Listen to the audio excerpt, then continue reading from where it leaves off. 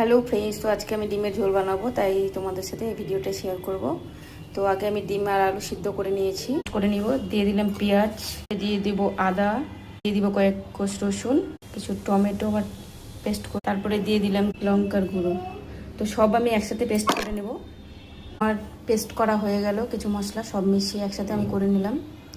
দিয়ে দিব কড়াইয়ের মধ্যে তেল, তারপরে দিয়ে দিলাম ডিমগুলো। তো ফ্রেন্ডস দেখো, ডিমগুলো ভাজা হয়ে গেছে, এবার আমি ডিমগুলো তুলে নেব। ডিমের তেলের মধ্যে যে আমি একটু আলুগুলো ভেজে নিচ্ছি।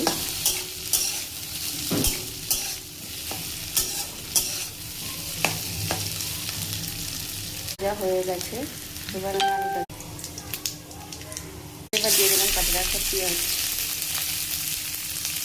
পেঁয়াজগুলোকে এবার লাল করে আমি ভেজে নেব।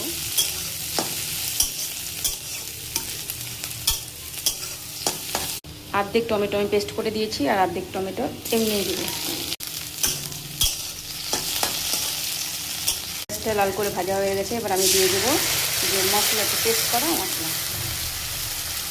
এবার পরিমাণ মতো লবণ,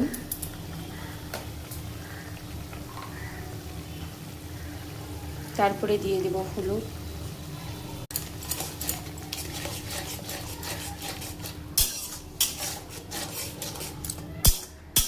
তো দেখো আমার মশলাটা কষানো হয়ে গেছে। এবার দিয়ে দিব আমি ভেজে রাখা আলুগুলো।